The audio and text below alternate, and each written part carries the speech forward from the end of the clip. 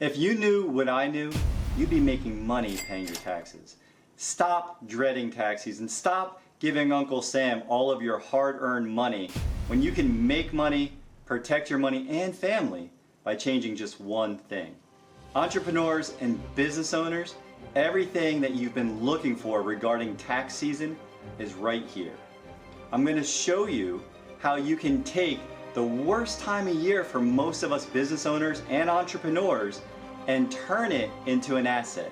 I'm going to show you my case study where I took the worst day in 2023 and turned it into a family legacy. Stay tuned. Dreaded tax season is here. For most entrepreneurs and business owners, April 18th is the worst day of the year. It usually represents some uneasiness, some dread, maybe even some anger. But what if it didn't have to be this way? What if there was a better way? You either make interest or you pay interest. When you pay your taxes, you give up the opportunity to earn money on that money forever. Will you ever make money on that money again? No. The answer is no. Unless you do what I'm going to show you in this video. I will show you a case study where I'm going to show you my worst day in 2023 and how by just changing one small thing where that money went first, it's going to create that family legacy and I'll make money paying my taxes. Gut punched. Have you ever had that moment where you're looking forward to something? It's not really what you thought it was going to be. Thanksgiving week, we received a letter from the IRS and it told us, congrats, you're approved to be an S Corp. And along with that came the unexpected, a $20,366 tax bill due on 12/15. I freaked out. When I went to bed that night, I was so stressed and so agitated because I didn't want to give our hard-earned money away to Uncle Sam without it going through our system of banking first. So I did what I do before bed. I said what I was grateful for, and then I prayed. I said, please show me a solution. God, please give me a solution in my sleep so I could wake up and know what to do moving forward.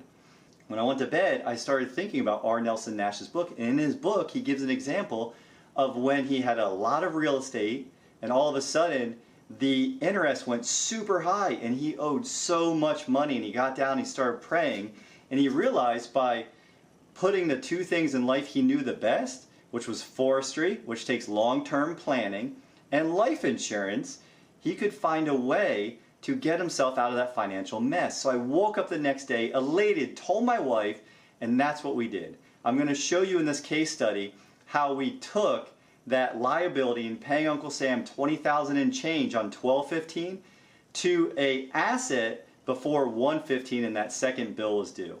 Stick around and I'm going to show you how you can turn your worst day into your best day by changing that one thing. So I looked at this and I was like, I knew the IRS book was really long, right? And so when we're looking, why, and just answer in the chat, why did the IRS make the tax code so long? The tax code has been around since 1913, okay? If you know the longest book, and that's a picture of it right there. Look, you can't even close the thing. You can't even read it because you can't flip through it, but the longest book ever published was 21,000 pages. The tax code is over 74,000 pages. It's over 3x as big as the biggest book ever written. Does that mean they won to be in the Guinness Book of World Records? I don't know. Maybe that was the outcome. But what do you guys think? Pop in the chat below. Pop in the chat here. Why is the tax code so long? What do you guys think? Is it perhaps because they have to create new solutions to new problems they keep creating? When people start saying, wait a minute, that's unfair. Oh, we'll give you this tax break, or we'll do this. A lot of times, if you really get savvy and you really start understanding what's happening in the tax code, they're giving you a trap. They're saying, hey, they know that they're going to solve your problem, like a qualified plan. Hey, you can defer your taxes now Don't worry about it. We'll lower your taxes now. It'll feel pretty good in the moment. It'll be satisfactory right now. But later, as your seed grows into a harvest, we're going to tax you later. And we're going to take the money. We're not going to tell you what it is. Would any of you take that contract if you didn't know you had a business partner and like, yeah, just invest now. We'll grow it together when it comes time for us to dissolve the relationship later on in life when you need your money. I'll let you know how much I need. Who's going to take that bet? And I agree, Dexter, it's because they know people aren't going to read it. Who's going to read that long of a book? I love reading. I read all the time. I've never read a 74,000 page book. If you guys had, let me know. If there's anybody here that's read the whole tax code, let me know. We should have a conversation. Maybe I'll have you on and interview you. When we go to our CPAs, when we go to, and if you guys want to study more, I'm trying to remember the name of the book, but there's a guy who's an attorney, a tax attorney, and he talks about if you go and actually look at CPA returns and different returns, there are always tons of mistakes. Why? Because look, they're trying to follow a 74,000 page book that's updated every year. So the most common advice, hop in the chat, what are some of the things?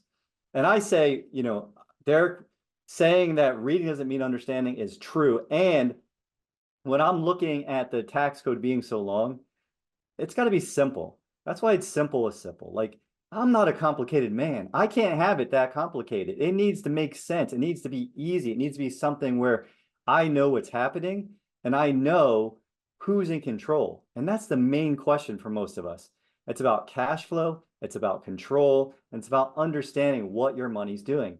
And when we go to talk to our CPAs, we're usually told things like this. It's hey, why aren't you putting more into your qualified plan? You're making too much money, so you should contribute a little bit more, or maybe open up a Roth or something else to where you're contributing money to lower your taxes. Well, Roth wouldn't do that, but opening up an IRA. And then, so tax deferred accounts, and I talked about this earlier. Another common advice is like, hey, do you have a home office or do you have an office? Do you have write-offs? Do you have things that you bought that we can depreciate? Right? This is pretty common stuff. Another one, health expenses, HSA, other things, 529. Do you have other places that you can put your money first? Right? Do you have other places where we can put the money first and we can try to zero out the accounts? That's what the CPAs are looking to do. They're looking to show that you don't have that much profit, so we don't have to pay Uncle Sam a bunch of our hard-earned money because we've created it. We've went out and we've solved problems for people, or we've created products that are really changing their life and making it better. That's all life's about. Life's about everyone thrives. It's about being creative. It's about having fun.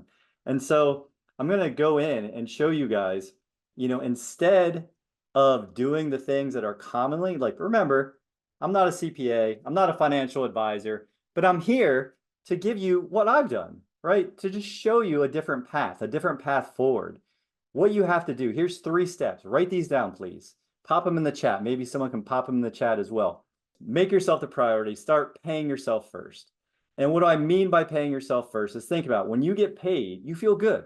And then what happens? All these people come up and they start sticking their hands in your pocket and they take everything out and they leave you nickels. They take all the money out because it's going someplace else first. So we have to follow, I say this all the time, but the first 2 commandments, love God, all your heart, mind, and soul.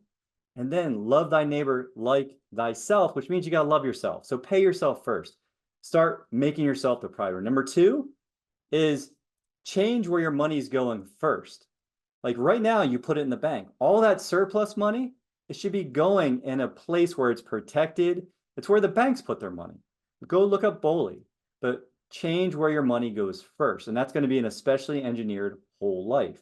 And that's something that I help everyone with, right? And then number 3 is consult your CPA with your business. Do you have the right structure? How much are you paying in taxes? And just really know, like if you're paying your taxes quarterly, what's that going to be if you earn 120,000 or 150,000 or 100,000 or whatever it is that you're earning, $1 million. Like just kind of have an idea because that helps you with a game plan of how do you structure something to take care of your tax burden where you can make money on it. And so let's go through my example with you guys, and I'm open to taking some ideas and different things as well, or questions. So here is what the map looks like, right? This is the map. This is my actually One America policy.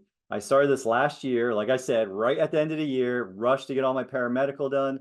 And by the way, guys, I went through start to finish, going to see a nurse, getting lost, not being able to find her. She made me shorter than I was, heavier than I was, and still got everything done in time to take a loan out to pay the 115 burden of $20,000. So this was something that I designed for the long term.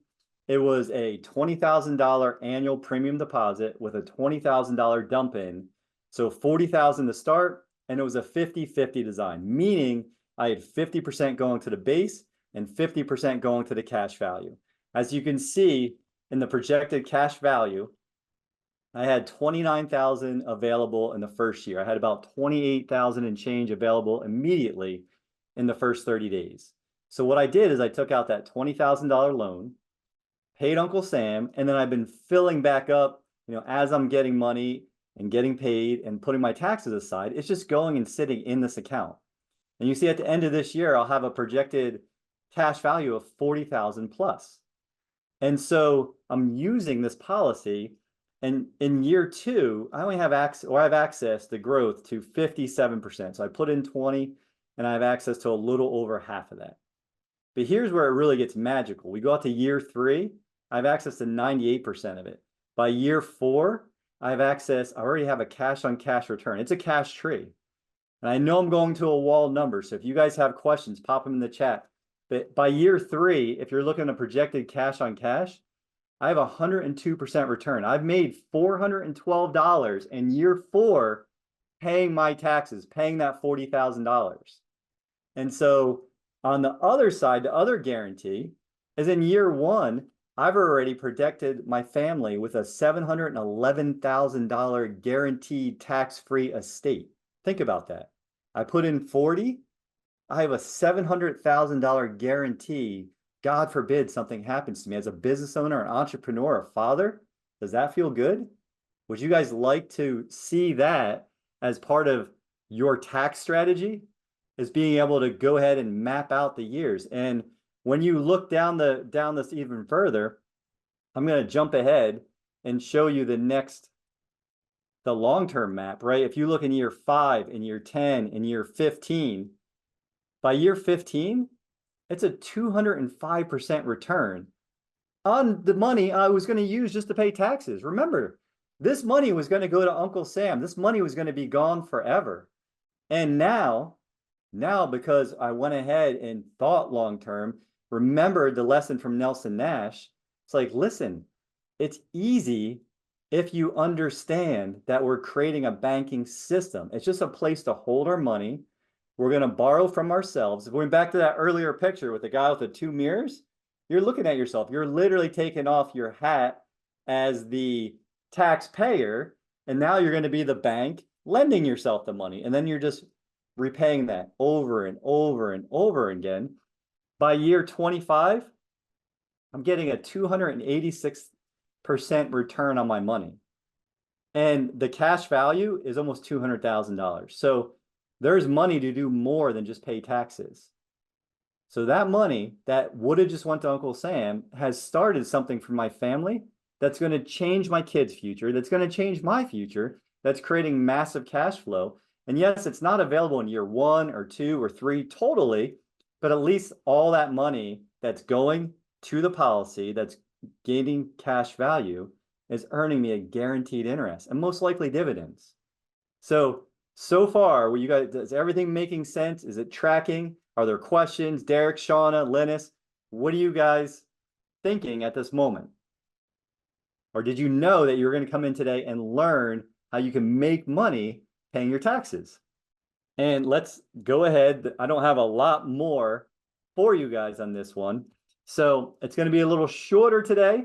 So I appreciate you guys being here. It's been a lot of fun. So if you want to build your guaranteed financial foundation for freedom, you can either watch this webinar. Like I said, if you've enjoyed what you've seen, go ahead and subscribe to the channel, like this video, ring the bell and be alerted for the next video. And for the next one, I suggest you go watch your banking money mindset and why it may be holding you back for more insights for your financial empowerment. Don't forget to subscribe, hit the alert, and next week, I'll be bringing you something even more exciting with the infinite banking concept and how you can use this simple strategy by changing just one thing. You can change everything. So till next week, have a beautiful, beautiful week. God bless you guys. See you soon. Let's recap the 3 main points. Number 1, think long term. Number 2, don't give up control of your money if you don't have to. And number 3, change one thing. Where does your money go first? If you like what you've seen here, go ahead and smash the like button, subscribe if you're new here, and ring the bell to be alerted for future content. Before we part ways today, check out my video, Your Banking Money Mindset and Why It May Be the Thing Holding You Back, for more financial insights and empowerment.